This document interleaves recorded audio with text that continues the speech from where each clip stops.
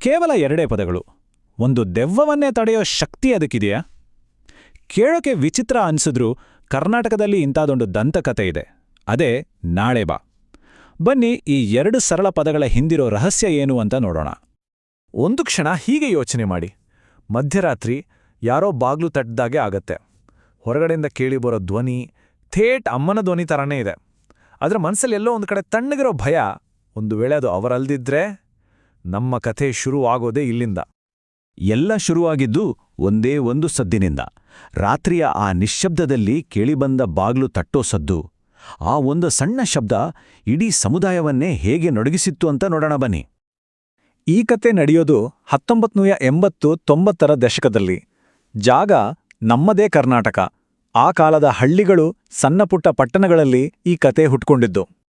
ಊರೆಲ್ಲ ಗಾಢ ನಿದ್ದೆಯಲ್ಲಿದ್ದಾಗ ಮಧ್ಯರಾತ್ರಿ ಕಳೆದ ಮೇಲೆ ಒಂದು ವಿಚಿತ್ರವಾದ, ಏನೂಂತ ವಿವರಿಸೋಕಾಗದ ಘಟನೆ ನಡೆಯಕ್ಕೆ ಶುರುವಾಯಿತು.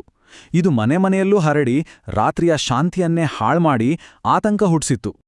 ಈ ದೆವ್ವವನ್ನ ಅಷ್ಟೊಂದು ಭಯಾನಕ ಮಾಡಿದ್ದು ಅದರ ರೂಪ ಅಲ್ಲ, ಅದರ ರೀತಿ ನೀತಿ. ಅದು ಬಲಪ್ರಯೋಗ ಮಾಡಲಿಲ್ಲ, ಬದಲಿಗೆ ನಂಬಿಕೆಯನ್ನೇ, ಪ್ರೀತಿಯನ್ನೇ ತನ್ನ ಅಸ್ತ್ರ ಮಾಡ್ಕೊಂಡಿತ್ತು.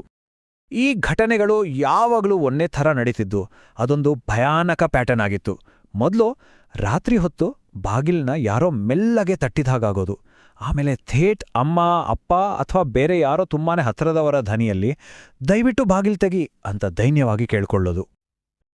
ಆದ್ರೆ ಆ ಧ್ವನಿಯನ್ನ ನಂಬಿ ಯಾರೆಲ್ಲ ಬಾಗಿಲು ತೆರೆದ್ರೋ ಅವರಿಗೆ ದುರಂತ ಕಾದಿತ್ತು.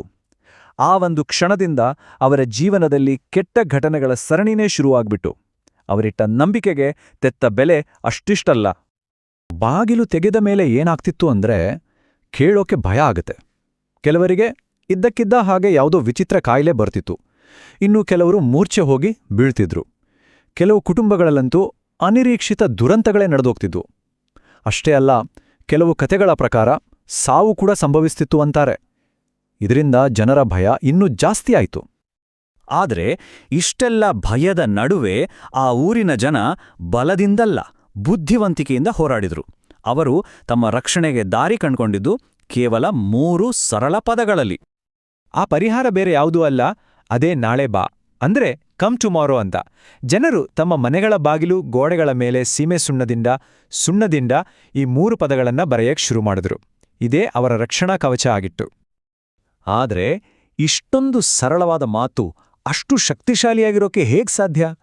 ಈ ಭಯಾನಕ ದೆವ್ವದ ವಿರುದ್ಧ ಇದೇ ಫೈನಲ್ ಸೊಲ್ಯೂಷನ್ ಅಂತ ಯಾಕೆ ನಂಬುದ್ರು?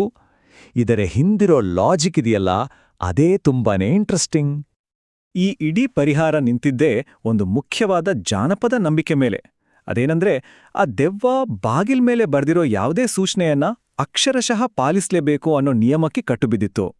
ಈ ಟ್ರಿಕ್ಕಿಂದಿರೋ ಲಾಜಿಕ್ ಇದೆಯಲ್ಲ, ಅದು ಸಖತ್ತಾಗಿದೆ. ದೆವ್ವ ರಾತ್ರಿ ಮನೆ ಹತ್ರ ಬರುತ್ತೆ, ಬಾಗಿಲ್ ಮೇಲೆ ನಾಳೆ ಬಾ ಅಂತ ಬರ್ದಿರೋದನ್ನ ಓದುತ್ತೆ. ಆ ಮಾತನ್ನ ಪಾಲಿಸ್ಲೇಬೇಕಲ್ವಾ? ಹಾಗಾಗಿ ಸರಿ ನಾಳೆ ಬರ್ತೀನಿ ಅಂತ ವಾಪಸ್ ಹೋಗುತ್ತೆ. ಆದ್ರೆ ಮರ್ದಿನ ರಾತ್ರಿ ಬಂದಾಗ್ಲೂ ಅದಕ್ಕೆ ಕಾಣೋದು ಅದೇ ಸಂದೇಶ. ಹೀಗೆ ಪ್ರತಿದಿನ ಬರೋದು, ಅದೇ ಸಂದೇಶ ಓದೋದು, ವಾಪಸ್ ಹೋಗೋದು. ಕೊನೆಗೆ ಅದೊಂದು ಮುಗಿಯದ ಚಕ್ರದಲ್ಲಿ ಸಿಕ್ಕಾಕೊಳ್ಳುತ್ತೆ. 80-90ರ ದಶಕದ ಆ ಭಯ, ಆತಂಕ ಎಲ್ಲ ಈಗ ಮಾಯವಾಗಿರ್ಬೋದು. ಆದರೆ ನಾಳೆ ಬಾ ಕತೆ ಇನ್ನೂ ಮುಗ್ದಿಲ್ಲ. ಈ ದಂತಕತೆ ಇವತ್ತಿಗೂ ಹೇಗೆ ಜೀವಂತವಾಗಿದೆ ಅಂತ ನೋಡೋಣ ಬನ್ನಿ. ಇದು 1-2 ಹಳ್ಳಿಗೆ ಸೀಮಿತ ಆಗಲಿಲ್ಲ. ಈ ನಾಳೆ ಬಾ ಅಂತ ಬರೆಯೋ ಪದ್ಧತಿ ಇದೆಯಲ್ಲ, ಇದು ಕರ್ನಾಟಕದಾದ್ಯಂತ ಕಾಳ್ಗಿಚ್ಚಿನ ಹಾಗೆ ಹರಡಿತು.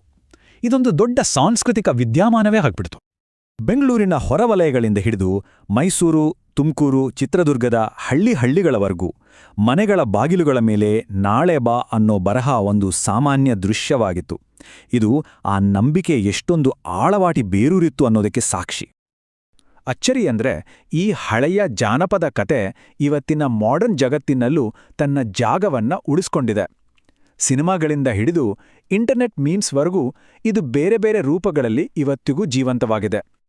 ಉದಾಹರಣೆಗೆ, ಕನ್ನಡದ ಕಾಂಚನ ಸಿನಿಮಾಗೆ ಇದೇ ಕತೆ ಸ್ಫೂರ್ತಿ. ಅಷ್ಟೇ ಅಲ್ಲ, ಬಾಲಿವುಡ್ನ ಸೂಪರ್ ಹಿಟ್ ಸಿನಿಮಾ ಸ್ತ್ರೀಯ ಕಥೆ ಮೇಲೂ ಇದರ ಪ್ರಭಾವ ಸ್ಪಷ್ಟವಾಗಿ ಕಾಣುತ್ತೆ. ಇವತ್ತಿಗೂ ಕೂಡ ಆನ್ಲೈನ್ ಕಥೆಗಳಿಗೆ, ಮೀಮ್ಸ್ಗಳಿಗೆ ಇದೊಂದು ಹಾಟ್ ಟಾಪಿಕ್. ಹಾಗಿದ್ರೆ ಇದರ ಹಿಂದಿನ ನಿಜವಾದ ಕಥೆ ಏನು? ಒಂದ್ ಕಡೆ ಜಾನಪದ ನಂಬಿಕೆ ಪ್ರಕಾರ ಇದೊಂದು ಮೋಹಿನಿ ಅನ್ನೋ ಹೆಣ್ಣು ದೆವ್ವದ ಕಥೆ. ಆದರೆ ಇನ್ನೊಂದ್ ಕಡೆ ಮಾಡರ್ನ್ ಆಲೋಚನೆಗಳು ಇದನ್ನ ಬೇರೆ ರೀತಿನೇ ನೋಡುತ್ತೆ. ಬಹುಶಃ ಆ ಕಾಲದಲ್ಲಿ ಹರಡಿದ್ದ ಸುಳ್ಳು ಸುದ್ದಿಗಳಿಗೆ ಜನರ ಒಂದು ಸಾಮೂಹಿಕ ಮಾನಸಿಕ ಪ್ರತಿಕ್ರಿಯೆ ಇರಬಹುದಾ? ಅಥವಾ ರಾತ್ರಿ ಹೊತ್ತು ಬರೋ ಕಳ್ಳರನ್ನ ದೂರ ಇಡೋಕೆ ಜನ ಮಾಡಿದ್ದ ಒಂದು ಸೂಪರ್ ಟ್ರಿಕ್ ಇರಬಹುದಾ? ಕೊನೆಗೆ ನಮ್ಮ ಮುಂದೆ ಉಳಿಯೋದು ಇದೇ ಪ್ರಶ್ನೆ. ನಾಳೆ ಬಾ ಅನ್ನೋದು ನಿಜವಾಗ್ಲೂ ಒಂದು ದೆವ್ವದ ಕಥೆನಾ? ಅಥವಾ ಒಂದು ಸಮುದಾಯದ ಅದ್ಭುತವಾದ ಜಾಣ್ಮೆಯ ಕಥೆನಾ? ತಮ್ಮ ಭಯವನ್ನೇ ಗೆಲ್ಲೋಕೆ ಅವರು ಕಂಡಿಡಿದ ಒಂದು ಬುದ್ಧಿವಂತಿಕೆಯ ತಂತ್ರನಾ? ಬಹುಶಃ ನಿಜವಾದ ಶಕ್ತಿ ಇರೋದು ಆ ದೆವ್ವದಲ್ಲಲ್ಲ, ಬದಲಿಗೆ ಅದನ್ನ ಉಪಾಯದಿಂದ ಸೋಲಿಸಿದ ಜನರಲ್ಲೇ ಇರ್ಬೋದು ಅಲ್ವಾ?